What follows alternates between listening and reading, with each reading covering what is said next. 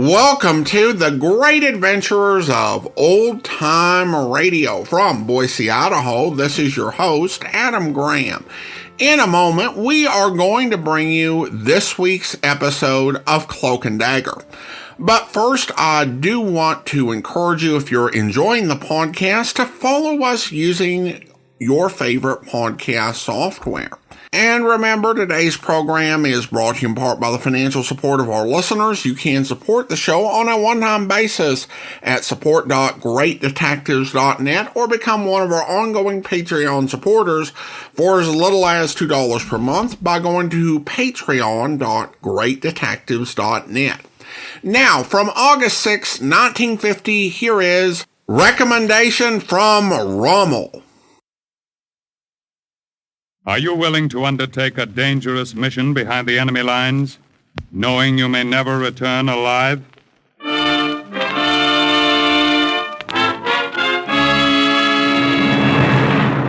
What you have just heard is the question asked during the war to agents of the OSS. Ordinary citizens who to this question answered, yes. This is Cloak and Dagger.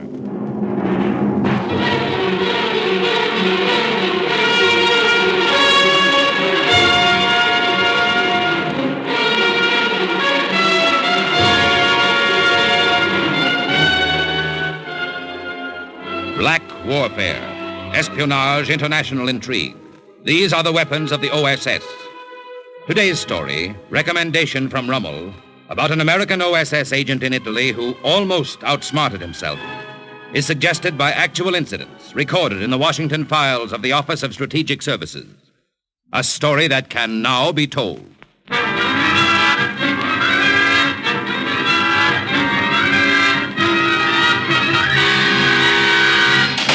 Hey, come back here. You can't leave me here. I demand to see someone in authority. Let me out of here.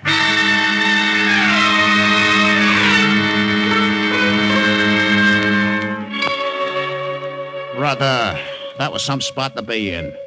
Me, Joe Donato, in a jail cell in Milan, Italy. It was crazy. Well, after a while, I got tired of yelling, so I sat down on a narrow prison cot and thought back to the way it had begun. On a train from Varese to Milan, the French underground had smuggled me from Lyon across Switzerland, and I made my way over the border. From there on, I was on my own, posing as an Italian chocolate salesman. So I sat back in my compartment, lit a European cigarette, and blew smoke rings over my head to the rack, where my shortwave radio was hidden in one of the suitcases. All of a sudden, the train gave a lurch. One of my suitcases took a flying dive to the floor. It was a suitcase with a penknife scar across the leather handle, the one with the radio. I was glad I was alone in that compartment. I couldn't wait to find out if that radio was all right. You see, the case was lined with a false backing of boxes of chocolates to hide the radio. I unfastened the backing, and there was the radio. It was okay. Nothing was broken. And then before I could refasten the backing, I heard voices outside the compartment door. I didn't have time to refasten the backing. I had just enough time to slam the case shut again, slide it back up in the rack, and get back in my seat. Major, what is this? I was under the impression this compartment was reserved for me alone. There must be some mistake here, Field Marshal. There was a mistake, all right. My mistake in picking the one compartment on the train that had been chosen for Field Marshal Rommel. Dummkopf, what is the meaning of this? I do not know, Senor Major. There has been a mistake, a grave mistake. Do not tell me of mistakes. This is your stupidity. You had your orders. No, I instructed the train guard very carefully. Be still. I will not have this disturbance, you understand? Yes, Your Excellency. I am sorry if I have been the cause of this. I assure you it was quite unintentional. I will take my suitcases and leave immediately. See, va. It is best. You leave. I will find you another compartment. No, wait. It is unnecessary, conductor. The gentleman is already here. There's room for both of us. We Germans and Italians must share, is it not so? Perhaps you would prefer your privacy. It is nothing for me to move. No, I will not hear of it. Sit where you are. Actually, I will welcome company. I detest train rides. Major, Yes, Your arrange a table for me in the dining car. Yes, Your Excellency. You are stupid, conductor. Next time, pay attention to orders. I do not know how this happened. Such a fuss over nothing. Tell me your name. Oh, my name is Donato, Giuseppe Donato, Your Excellency. Where are you headed for, Signor Donato? Oh, I am getting off at Milano. Oh, I see. Well, we shall have time to get acquainted. Be at your ease. Time to get acquainted. Great. What are we going to talk about? Maybe I could get the conversation started by saying, Herr Field Marshal Rommel. Yes. It might interest you to know that I am an OSS spy. I am in Italy to radio back information on your northern supply concentrations. You say you are a chocolate salesman? See, my office is in Verona. Here is my card. Well, I'm not in the market for chocolates. You may put the card back. Oh, here. You drop this. Your medical classification in the Fascisti army? Grazie. That was a great disappointment to me, Your Excellency, but you see, an old back injury kept me out of the army. You must not blame yourself for something you cannot help. Still, it is a great disappointment. Yes, I understand. Your Excellency. Yes, Major. Your table in the dining room, it is ready. Yeah. Okay. I will return soon, Signor Donato. We will continue our conversation. We had talked 10 minutes, and I aged 10 years. I wondered if I should change compartments before he came back. No, that might seem suspicious. I looked out of the window. The green rolling hills of citrus and olive trees didn't tell me anything. I just crossed my fingers and hoped we were coming into Milan soon. You, Donato. What do you want with me? I do not want anything with you. The Field Marshal wants to see you, and you'd better be quick about it. Oh, see. No, leave your suitcases. Just come with me, quickly.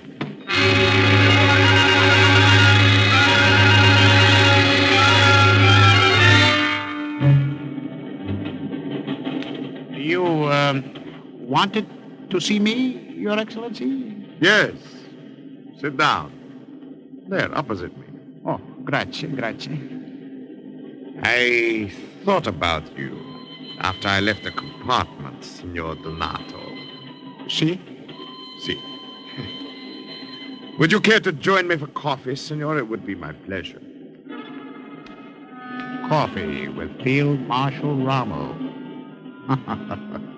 Wait till I tell the gang back home about this, I thought. There was a man across the aisle. A dapper little guy with a waxed mustache. He and Rommel nodded to each other. And then the dapper little old guy kept watching me. Yeah. I never can get used to this Italian coffee with all its chicory. I don't suppose I ever will. I would naturally have a fondness for it. I have had it all my life. Where was your home originally? In Urbino. Oh, the birthplace of Raphael. My family is still living there. Yeah? Would you like to see some snapshots, Your Excellency? Yes, I would very much. They're right here in my wallet. I hear. You see that little farm in the valley? Oh, it is here, you see? Und diese hübsche Mädchen. The pretty child. Oh, who is she? Oh, my sister Francesca. She looks very much like you, yeah. It was interesting Very that Rommel thought the kid in the picture looked Very like much me. like you indeed. The snapshots had been made by OSS photographers, and an early picture of me had been superimposed over the negative. Very attractive family group. You know, Signor Donato, I've taken quite a fancy to you. Tell me, these chocolates you sell, are they any good? Oh, see, they're very good. Not ersatz. Oh, no. No? Well, surely one or two of them would not be missed, huh? Is it all right with you if I send my adjutant to get one of the suitcases? Yes? We Germans and Italians must share. No. It's perfectly all right. Only I will get them myself for you. No, there's no need. Major, Yes. Go to the compartment and bring one of the signor's cases. Yes. No, it is foolish to send him. I can easily go myself, you see. No, I insist. We will have so little time for talking before the train stops at Milano. I had no choice. I had to sit there and sweat it out. Just pray that the adjutant brought back the right case. I felt as if there were a band of steel around my head that kept getting tighter and tighter. What is it, my friend? Are you not feeling well? Oh, it is very hot in here, is it not? Oh, yes, it is. Unfortunately, yes. Perhaps I should call the conductor and have it... Oh, here. The Major returns with your sample case. The first thing I looked at when the Major put the case in my lap was the handle. There was a long scar in the leather. It was the one with the radio. You know, I've always had a fondness for chocolates. Well, come, open it. Well? The catch, it seems to be stuck. Well, surely you can fix it. Oh, see, of course. That is, I will try. Give it to me. What? I have an excellent little penknife. Perhaps I can adjust the lock. No. I will get it in a moment. I'm sure. I can do Milano, it. this station is Milano. Oh, Milano, that is my stop, Your Excellency. Oh, so soon. What a pity. Well, if you wish, I will stay on till the next station. Open this for you. Take a bus back. No. I would not think of it. It is too kind of you to suggest it. But we must say, auf Wiedersehen. Arrivederci, Field Marshal Rommel. It has been a great honor.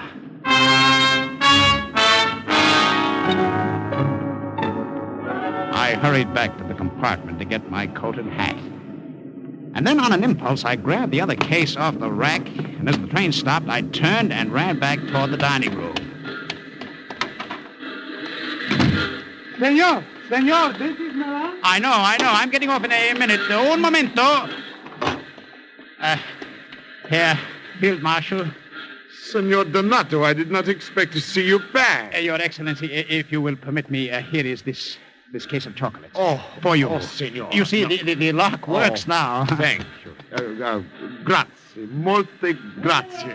If I pass through Milano, I will look you up. I don't know where I'll be staying, sir. It is not difficult for the police to find the man. Auf Wiedersehen. And with this pleasant thought, I left him, glad to get off that train.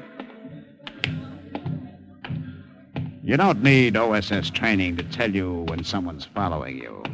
It's an instinctive feeling you get. I started to walk a little faster, and the footsteps behind me quickened, too. I passed a small coffee shop, and through the reflection in the window, I could see coming after me the man in the dining car who had never taken his eyes off me. The dapper little guy with the mustache. He and Rommel had nodded to each other. Was it a signal? Did Rommel just try to string me along? I broke into a run. Senor, stop! I didn't intend to stop until I got past that gate. Then maybe I could lose him in the crowd. I said, wait! Stop him, somebody! Help! God, what are you doing? Open that gate. I am sorry, Senora. This gate is closed. Now use the south gate. But I can't... I am sorry. This gate is closed. Senor, I've had such trouble catching up with you. Who are you? Allow me to introduce myself. I'm the Count Pietro Imperiale. What do you want with me? Well, I noticed you were having coffee on the train with Field Marshal Rommel himself. I'm a great admirer of the Marshal, and I have a nodding acquaintance with him. Oh, see? What has that to do with me? Well, I happen to know, Senor, that Rommel does not make friends easily, and so when I saw you two together, Well, amico, would you do me the extreme honor of joining me at my palace for dinner this evening? It would be a great pleasure to entertain a good friend of Rommel's.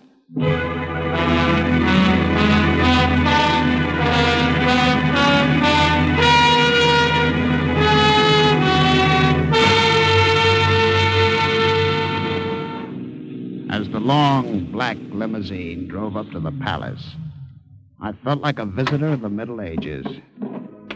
The gray stone steps were hollowed with age. This way, Senor. The lower windows were blazing with light, and two torches set in brackets flanked the doors. Quiet, Bobo, quiet. The floors are made of colored marble. On the walls hung ancient tapestries with scenes from the Old Testament. I walked through, past a line of servants. My mouth was open at all this grandeur, and I walked right into a suit of armor. Excuse me. Come, amico mio. Dinner is waiting.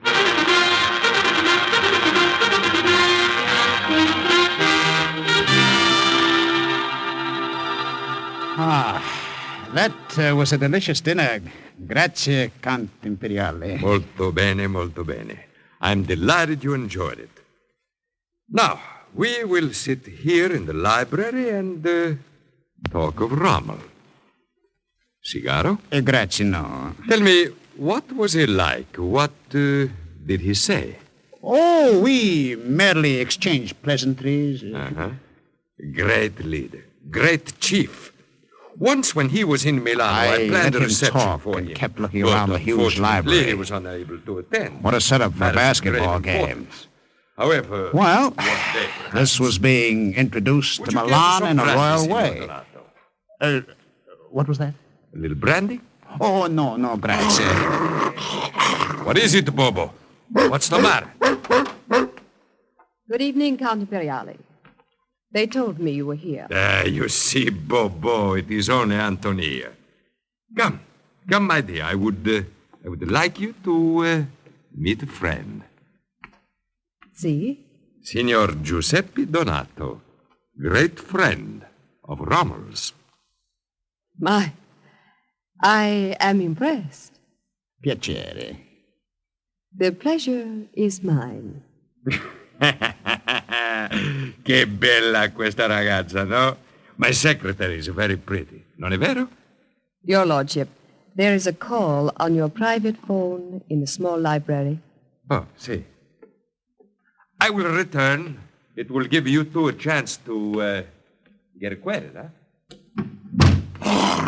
Quiet, Bobo. Molto bella, signorina. You are very pretty. Count Imperiale was right.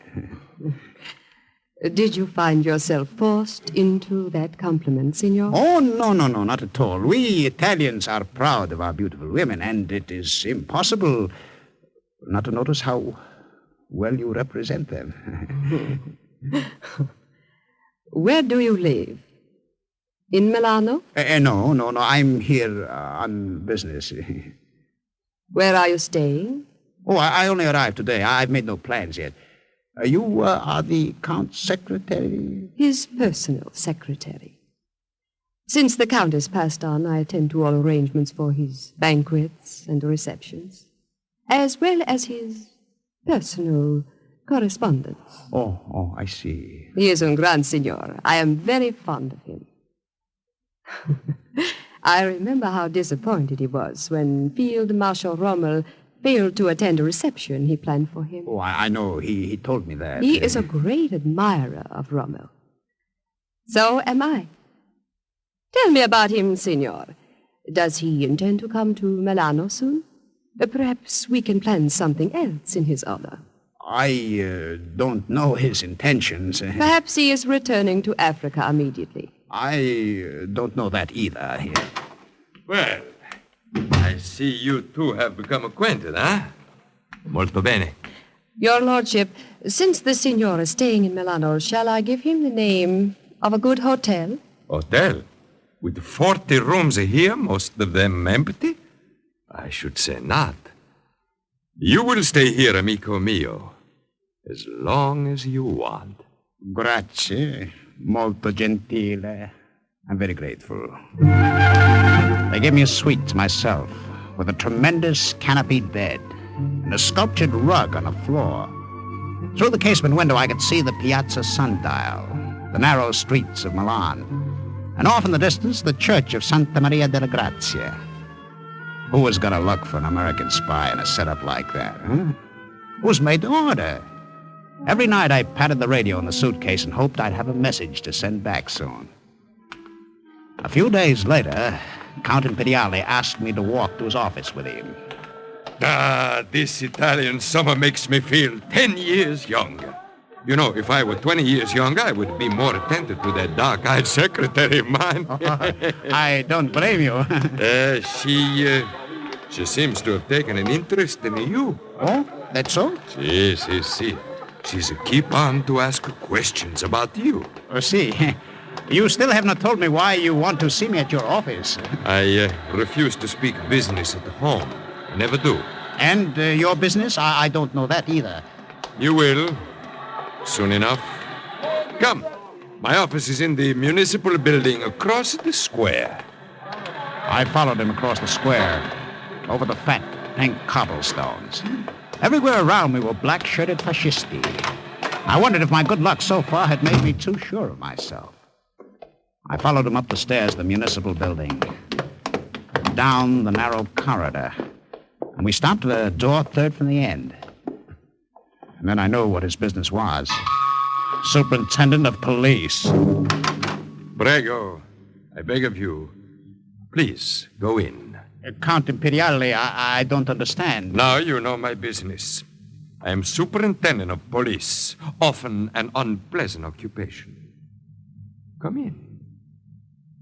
I said come in. That's right. I wanted to see you here because it's necessary for us to have a little talk about you and the police. What have I to do with the police?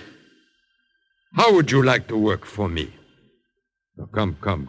Don't look so startled. Work for you? As a member of the police? But of course. Perhaps this communication from Rommel will explain. Grazie. As you can see, it's a request from him for me to locate you in Milano and offer you this position. He is obviously very fond of you. Great Chief Rommel, and he knows how badly you feel about your medical classification in the Army. I don't know what to say. Just to say you accept. Ordinarily, of course, I would have to make extensive research into your background before offering you this position, but a personal recommendation from Rommel hardly makes that necessary. But what do you say, amico mio?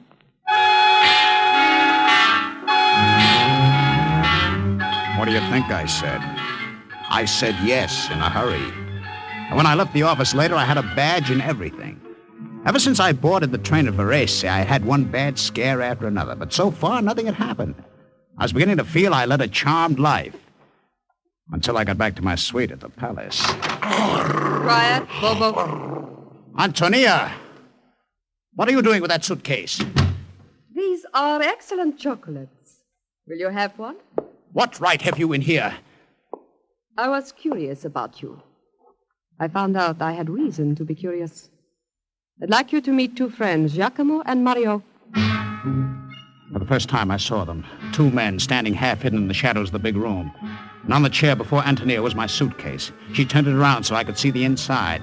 The backing was off. The radio was gone. Who are these men? What is this? Non ha paura. Do not be afraid. Antonia was right when she said we were friends. But this was a foolhardy place to leave your radio, Americano. I found a better hiding place in the wall safe of an unused room in the palace.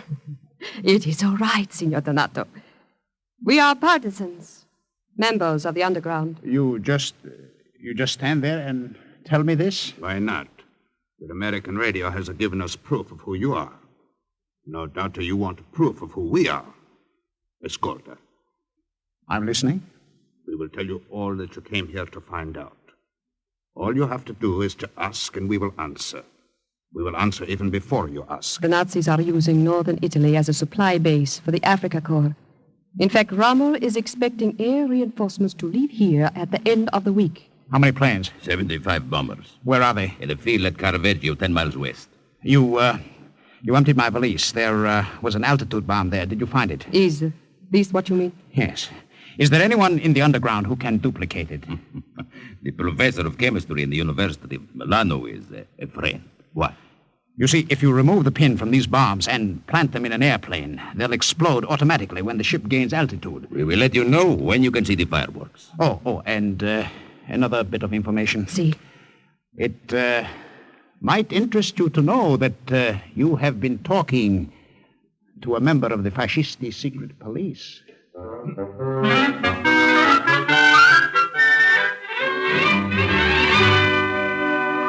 Ah, Antonia, you look more lovely than ever this evening. Buonasera, my lord. And grazie. And you, amico, where are you going? For a drive, sir. How wonderful it must be to be young again, especially in the summer. Well, go and enjoy yourselves. Oh, we will. We are sure we will.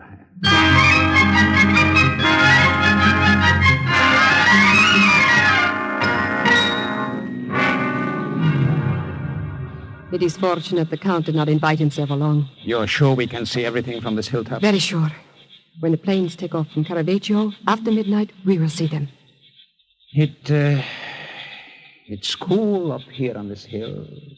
Not cool enough to offer you an excuse to put your arm around me. Oh, you remember what the Count said. We are young. It is summer. Signor, this is business. Ascolta. Listen. The planes. They are taking off. Any minute now. Any minute. What if something happened? What if they weren't able to plant those bombs? What if... What if, eh? Although this seems a poor way to repay Rommel for his hospitality. Rommel didn't get his 75 Luftwaffe bombers. No sky protection, and that played a part when he was thrown back from El Alamein a short month later. The OSS continued to get total information on northern Italy, supply concentrations, troop movements, and underground activities. Each time police triangulation detected my radio antenna, I, as a member of the secret police, would lead a raid, having first, as a member of the underground, moved it to another spot. And then one day, the Americans took over Milan. I walked into G2 headquarters to give them a personal welcome. What do you mean, just walking into my office like this? Sergeant, who is this guy? I'm sorry, Major, I couldn't stop him. By the black shirt he's wearing, whoever he is, I don't like him. Now, wait a minute. You boys got me wrong. What I came to What's tell you... your name? Donato. Lieutenant Giuseppe, Joe Donato. Look, you don't understand. I'm a member of the OSS. Yeah, sure, he's a member. Look, Mac... That's enough, Sergeant. Donato, according to our list, you're a high-ranking member of the Fascisti police. Thanks for giving yourself up. I'm not giving myself up. That's what you think, Mac. I tell you, I'm a member of the OSS. We have your full record, Donato. In his own reports to Fascisti headquarters, Count Imperiale thought very highly of you. I don't care what he thought. And in the files, we found a personal recommendation from Rommel about you. A personal recommendation from Rommel, and you expect us to believe you're a member of the OSS? But you... Take him away, Sergeant. Throw him in jail. You can't do this to me. I'll write to my congressman.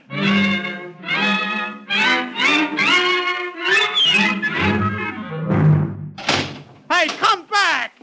I demand to see someone in authority. Let me out of here. I stand on my constitutional rights. Let me out of here. Get up!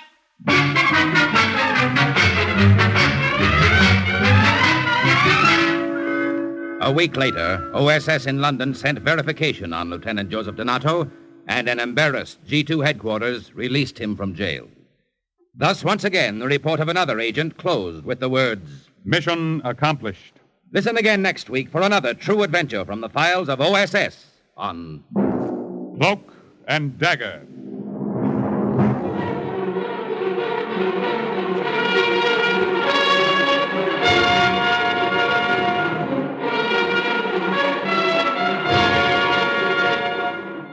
Heard in today's Cloak and Dagger adventure as Joe was Ralph Bell, Rommel, Barry Kroeger, the Count, Arnold Moss, Antonia, Jan Miner, the Colonel, Raymond Edward Johnson.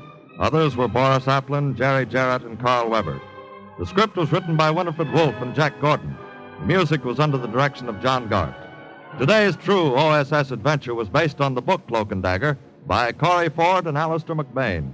This program was directed by Louis G. Cowan and Alfred Hollander under the direction and supervision of Sherman Marks.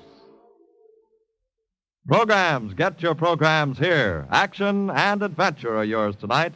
$1,000 reward offers a mystery for you to solve at home for a $3,000 cash prize, followed by The Corpse Said Ouch, tonight's case on the Saint, and then Sam Spade solves another exciting caper, searching for the bell King Solomon used to call his wives. That's tonight on NBC. Now stay tuned for High Adventure and The Big Guy on NBC.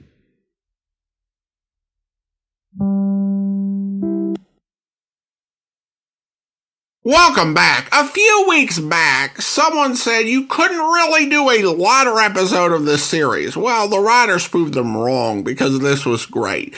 Our hero was like, I thought I'd lived a charmed life. And then it turned out it was the partisans who found his radio. And so it's like, yeah, you really did have a charmed life. But then the final twist did show him finally get into trouble, and that made me laugh. He needed some misadventure to balance that out, and definitely got it. And this was all because of a friendly encounter with Rommel and him taking the time to get him the chocolates. It's such a great story, and somewhat of an uncharacteristic role for Bell, and particularly here where he gets to play the protagonist, where we tend to hear him a lot in character roles. So good stuff. Well, listener comments and feedback now. And we have a comment on Spotify regarding the secret box from Mechanic66.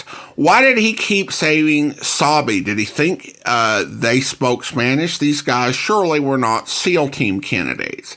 I would guess that what they were saying or trying to say is, do you sabe? Sabe, which could be a term used in certain West Indian islands, which means, do you understand what was said? That was the way I took that particular phrase. Now, I will admit that some of the OSS agents are not up to the standards of our modern intelligence operatives, and what we expect from them based on popular culture and also what we have read in books that are about their true operations. But that's one of the appeals of the OSS. While these people did have specialized training, they came from civilian backgrounds, and there's a bit of an everyman nature about the way that the organization worked during the war and the way individual operatives handled themselves in this situation where you did not have things as well established as they are today. And then we have a comment on YouTube from Saysoff on the episode The Trap. Raymond, Edward Johnson, Ralph Bell, and Everett Sloan all in one episode together. 3 of the greatest old-time radio talents all in one place. Well, thanks so much, Saysoff. And I emphasize that over the last couple of weeks, you had some more prominent stars on the program, but that is not to in any way disrespect the great cast of actors who they had coming back to the series week after week, because these performers were the backbone of the New York radio industry. They were in so many programs and were so versatile and talented. And in some ways, I do think they may be more appreciated by the old-time radio fandom that we have today than they were in the modern audiences, because we're able to consume so much more of it and in such a volume and be able to spot, hey, Ralph Bell is doing so much work and can play all these great characters. And those who did survive into the 70s and 80s at least, got to hear a lot of that and realize how much their work was remembered and appreciated. And certainly Ralph Bell was on that list, particularly as he got to work a lot in the CBS Radio Mystery Theater as well. All right, well, now it's time to thank our Patreon supporter of the day, and I want to go ahead and thank Denise, Patreon supporter since March 2025, currently supporting the podcast at the secret agent level of $4 or more per month. Thanks so much for your support, Denise. And that will do it for today. If you're enjoying the podcast, please follow us using your favorite podcast software. And if you're only listening to the Great Detectives, subscribe to the Great Adventurers to hear our Tuesday podcast, which will feature the interplanetary adventures of Flash Gordon. And of course, we will be back next Saturday with another episode of Cloak and Dagger. In the meantime, send your comments to box13@greatdetectives.net. From Boise, Idaho, this is your host, Adam Graham, signing off.